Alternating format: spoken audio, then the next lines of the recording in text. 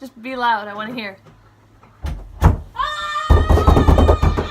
Quickly realizing I have too many dogs for this. I don't like that. I need my script. Why does it look like such a mess? Ah! OCDs love cleanliness. Yes, I do have a giant One Direction poster. It's not ironic. I love coconuts. Hi! Oh, fuck, I'm uncomfortable. Let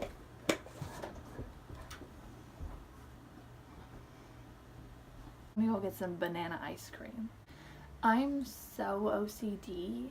That thing not being straight is like giving me OCD. OCD? More like obsessive coconut disorder, am I right, ladies? I love coconuts. It's likely that you've heard these or similar phrases used casually about OCD in conversation or online. You might have never thought that saying these things could be upsetting or harmful, and that's because most of the time they're not said with the intention to be upsetting or harmful. But I'm here as a person with OCD to talk a little bit about why these things make me go wild, why I hate them, and why they actually contribute to the stigmatization of OCD as a mental illness. First, for those who are unfamiliar, let's talk a little bit about what OCD is, what it means, and how it affects people. OCD stands for Obsessive Compulsive Disorder. It is an anxiety disorder characterized by both obsessions and compulsions, meaning that there has to be a presence of both for somebody to be diagnosed with OCD. If there are obsessions without compulsions or compulsions without obsessions, yeah, maybe that person needs some help, but they likely won't be diagnosed with OCD. Obsessions are intrusive thoughts, usually disturbing ones. They can be about violence, they can be sexual in nature, they can be gory, harm being caused to people that you love. Usually they're about bad things happening generally. In all cases though, they're unwanted, uncontrollable, and upsetting to the person experiencing them. Compulsions are actions taken by an individual to ease their intrusive thoughts. Common ones include checking, counting, sorting, washing, rechecking, recounting, resorting, rewashing, seeking constant reassurance, hoarding, arranging things incessantly and over and over and over again. Hey, can you bring me some banana ice cream? No, I want it in a bowl, please. No, please, in a bowl. We got the banana ice cream, we Gucci. Ah! She thought it was Gucci, but it wasn't Gucci.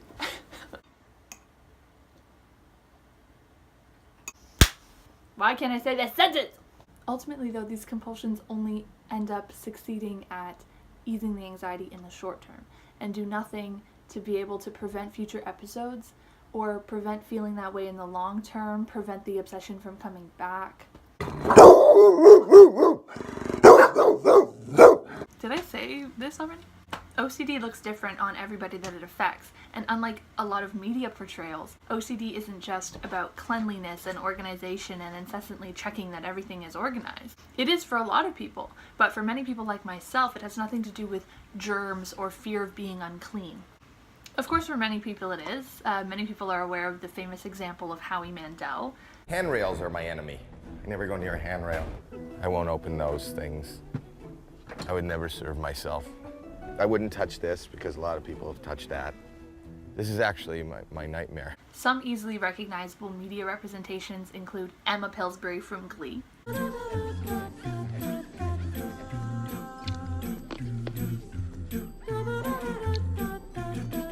and Monica Geller from Friends. This is stupid. I don't have to prove anything. I'm gonna go get them. But then everyone will know. Unless I get them and then wake up really early and put them back. Oh, I need help. Aside, Monica Geller is never explicitly said to have OCD, but I have a little book and I can tell you from my detailed notes, she does have OCD. Aside, Friends is not a champion of any type of mental illness representation. Don't get it twisted. They most of the time just mocked people with mental illness, and I say most of the time, but I mean all of the time. I'm Scott. Yeah, okay, Scott! And I need to flip the light switch on and off 17 times before I leave a room or my family will die. baby. To personalize the struggle a little bit, I thought I'd talk a little bit about my history with OCD and how it affects me on the daily. Warning, the things I say might be a little jarring. I do talk a little bit about gore. Let's go! I'm just looking at myself. Can you tell that when you can definitely tell that when you're watching the video. And I'm just like, ooh.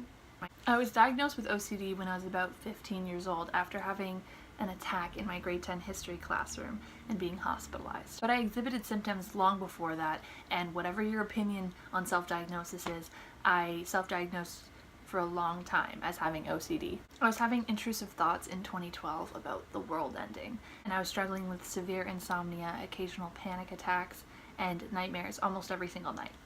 I developed some seemingly unassociated compulsions to help ease these intrusive thoughts. It was touching surfaces, smoothing things out, smoothing out my eyebrows. Even though my space was a mess, most of the time I was unorganized, touching my things, moving my things, placing things on top of my things really sent me into a spiral. I was in a space where I was going through a lot of traumatic experiences all at once, and I think that I needed those compulsions and able to feel like I had control over at least one thing in my life. This was also 2012, and I genuinely thought the world was gonna end. I thought it was the apocalypse. I thought, like, thank you to the movie, thank you to everybody on Twitter telling me that I was gonna die. I really thought that I did, and to this day I still have nightmares. Thank you. Thank you, internet. Thank you, world. Thank you, Mayan calendar, which I'm not gonna be out here blaming a dead civilization because it was your guys' fault for scaring a little girl. So as I said, my compulsions were some of the very few things that I felt like I was in control of at the time, and they started to rapidly snowball into a really bigger issue in my life. Not too long after, I developed even more obsessions and even more compulsions. I started seeing images of me, dropping newborn babies and their heads cracking open. And so to combat that, I never wanted to be near newborn babies. I got so much anxiety around them. I was scared that I was going to hurt them, that they were too fragile, that I was going to end up killing them. And I started doing counted checks on other people holding babies. I would be like, well, if I check at least 5 times, then it's okay. It'll be fine. No one's going to drop a baby on my watch. I couldn't get this image out of my head of a baby's head hitting the floor and cracking open and the baby dying. Those images permeated my daily life. Anytime I was near a newborn baby, I thought that I was going to accidentally hurt them. I began believing that if I didn't stand on the outside of the sidewalk while I was walking with people that I loved, that a car would come and hit us and kill us. And I tried to rationalize it in my head and say, well, it's because I'm bigger. So if a car hits us, I'm less likely to die. But I quickly realized that it didn't matter how big the person beside me was. I just thought if I was standing on the outside, a car wouldn't come and hit us. I started eating my food in circles and counting my bites and ranking my food from least to greatest in terms of flavor, because I thought if I didn't, I would throw up everywhere. If someone was standing close to the edge of a subway platform, I began pacing near them for fear that if they went to jump or they were shoved by accident, that I wouldn't be able to grab them and pull them back. And I thought if I was close enough, if I was there, then they wouldn't fall and they wouldn't die in front of me. All of my obsessions and compulsions I can draw back to an early moment in my childhood. The food thing was my dad saying, eat your favorite thing last, so that it's the last taste that you have in your mouth and you don't have to worry about eating the thing that you don't like at the end. And you can use the food that you like to wash down the food that you don't. I don't know how to be chill. I was too young to understand hyperbole or people being dramatic, so I took it as law, and eventually it very quickly developed into a problem in my life. The sidewalk thing, having to stand on the outside of the sidewalk, came from the Fat Albert movie, because Fat Albert says that the man should walk on the outside of the road because he's bigger than the woman, and he would protect her if a car hit them. I'm not bigger than most people. I might be 5'11", but I am a skinny woman with no muscle. I would die too if a car hit me. But what Fat Albert says is law, I guess. These things stuck in my head and caused me immense anxiety my entire life. I still do all of these things, and they're not cute or quirky or something to throw around offhandedly. They're things that are debilitating in my daily life. It hurts me. It's hard. They're detrimental to my sanity. Obsessive compulsive disorder, although not strange or weird or abnormal, is hard, can be hard.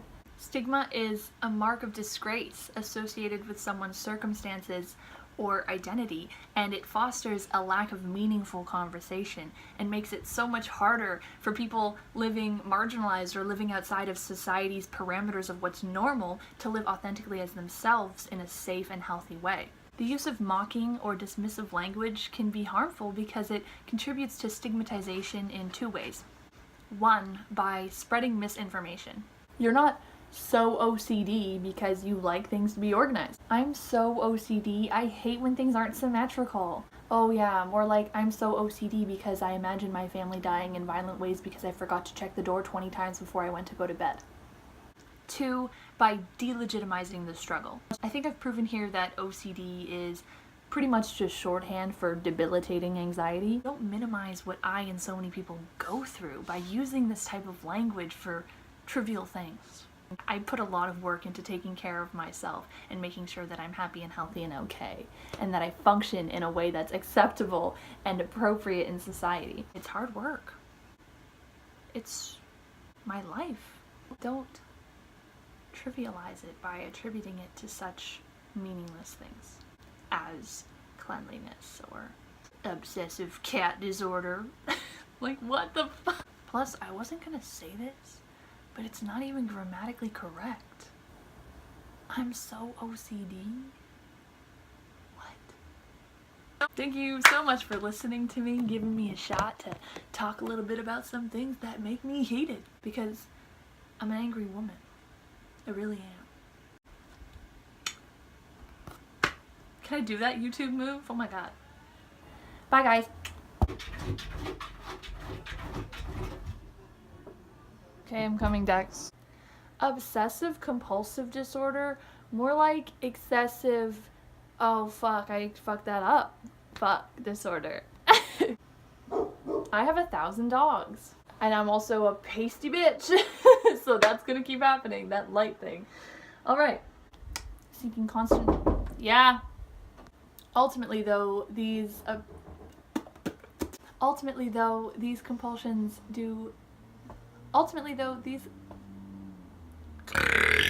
oh.